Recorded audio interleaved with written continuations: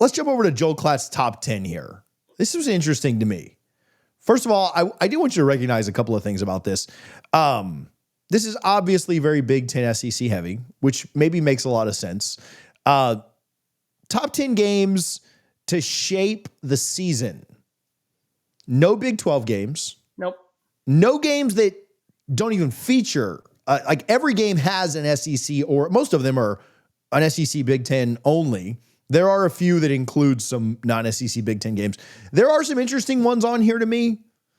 The USC-Illinois one maybe sticks out as a little bit interesting. If I was going to pick a kind of a random one for the Big Ten, that to me feels like he was fighting for maybe who's going to be fourth in the Big Ten. That's what it is. I might have gone Michigan-Washington there instead. I would have gone Illinois-Washington there. Yeah, like that one's a little bit weird to me. Also, like Miami Notre Dame not being on here is a little bit interesting. Now, I kind of defended that a little bit by saying either one of those two teams could lose that game and still have a pretty good shot at the playoff. Like, I don't think that ends anything for anybody. But then if you're putting Ohio State and Texas as number one, that logic doesn't really hold up, right? Because that game's not super important to either one of those two teams from a playoff standpoint either. So anyway, I might put A&M and Notre Dame in that kind of same category too. If that's our standard, I don't know that one game is keeping either one of them out of the playoff. But anyway, thoughts on this, what you like, what you don't like, and we can go from there. Yeah, I'm not sure which week it takes place. I want to say it's week 12, but you do have Texas versus Georgia. That's an important one on November 15th. So I'm not sure what the week number is, but yeah, I mean, I agree with the week one, and then LSU Clemson makes sense. And then after that, you can understand there's a bit of a Fox bias in terms of the teams that they're going to want to showcase. So putting that in there. As a Big Ten guy, I agree with Cole. The USC Illinois game, I'm on the fence about. Depending on the outcome of Penn State versus Oregon and Penn State versus Ohio State. Penn State versus Indiana is on November 8th. So if Indiana looks like they looked like last year, then that's a real true battle potentially for third or fourth in the Big Ten, depending on how things shake out. So from the Big Ten perspective, that's my thought. From a grand scheme of just college football, I want to make this clear. When you come after other content creators that only talk about the SEC and the Big Ten, make sure that you attach Joel Klatt to it now. I'm sorry, that just has to be it. Because of what we're doing at this point is channeling our minds and telling people when we have a duty to just give you great quality content, hey, these are the only two conferences that matter. Screw the ACC, screw the Big 12, and they'll be lucky if we just include them in the conversation even as a non-conference game. Like, I'm not disagreeing with these 10 games in terms of, yeah, they have value. I mean, Alabama versus Georgia. Georgia hasn't lost at home since 2019, but is it an Alabama problem or is it a Nick Saban problem for Kirby? Last year proved it was an Alabama problem. So what is it like with the Crimson Tide? A better offensive personnel. You get back in your offensive coordinator and Ryan Grubb. What does that look like? Is this the game that finally Kirby gets over the hump and continues that winning tradition out in Sanford? So that means a lot of value. But you know what else has a lot of value? Texas Tech versus Arizona State. That game alone, because of how much resources and how much NIL money and how much of the oil barons are being flooded into Lubbock, that could be a game that kind of signals Texas Tech is here to stay. Texas Tech is here to be a player. They're ready to go ahead and make that jump. And then you look at Arizona State. Yeah, their defense was slightly above average last year, and they lost a few pieces. And Cam's got a boost on, but they're more than just that as a team. That has massive implications on who is the front runner in the Big 12. The ACC, I stand my ground on this one. Bobby Dodd Stadium, week 3, Clemson versus Georgia Tech. I see people finally getting on the Georgia Tech hype express. And let's just say they win that game. Their schedule is so manageable down the stretch.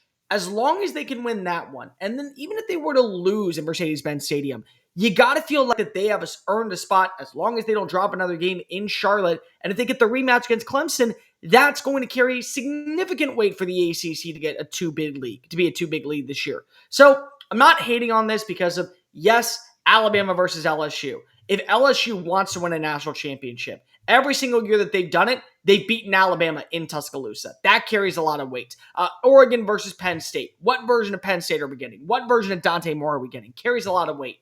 But when we are talking about the games that are going to shape the 2025 season, just say we're shaping the Big Ten and the SEC, because there are more conferences that are involved that will shake and will rattle and alter the course of, hey, these are the teams that we need to be talking about as actual players that could be a two-bid league, that could sneak their way in as a dark horse in the college football playoff. And they don't belong in these two conferences. Yeah, Clemson, LSU is on here, so I'll give them that. But Clemson goes to Louisville this year, a team they lost against last year. Miami plays Florida out of conference. That could be a huge game for both teams. Now, does it impact the playoff? We'll see, right? Who wins and what Florida is able to do with their tough schedule. But it could put Florida in a lot of jeopardy if they lose that game, coming off of a tough game in Baton Rouge the week before. I just think there's a lot here. The Michigan-Oklahoma one, to me, is maybe a little bit interesting. Oklahoma with probably the toughest schedule in college football. Michigan, we're kind of hoping them into that fourth spot in the Big Ten at best. That one feels a little bit weird to me. The Oklahoma's, the sixth or seventh best team in the SEC, and then you're hoping kind of the high end of that for Michigan as well. That one at 3 kind of struck me a little bit. I think there's a lot of fun storylines in that game. I think that game is going to be incredibly interesting with Moore coming off the suspension and playing against them and going back there. I think that's interesting. I don't know that I would have that at 3 and then not consider some of these other things you talked about. Yeah. Well, here's the other thing, just real fast. Look at the way the list is put together. It's by week. So Michigan and Ohio State is the number 10 ranked game, but it also is because it's in week 14, where the number 1 ranked game is Ohio State versus Texas. That's in week 1. Honestly, the Ohio State versus Texas game, it may be one of the best games in college football this year, but does it have as big of implications on a team making the college football playoff as LSU versus Alabama or Ohio State versus Michigan? I don't think so. I play the same logic. I'm not certainly not dumping on one of these teams, but I don't really think Ohio State, Penn State does either. I don't think the loser of that game. I don't think the loser of that game is out because of that. Now, if a team goes into that game with 2 losses, but you can't project that. And I wouldn't project that either of those 2 teams goes into that game with 2 losses. So, I think the same logic could kind of be applied there. Now, it's later in the year, so we'll know more by then. And maybe I'll be wrong, and one of those teams will go in with 2 losses. Texas wins in Columbus, and they drop another one, then that game's huge. But I think the same logic could be applied there to where, is that shaping the season the way I see the season going, which I've been wrong a lot more than I've been right. I don't think so. I think the loser of that game is probably fine for the playoff if they take care of business outside of that, which they would be expected to in the Big Ten. Illinois hosts Ohio State on October 11th. So that could derail some things for Ohio State, because I think a lot of people do think Ohio State just wins that game and marches on. That could be a tough one. That could shape the season if Ohio State drops it.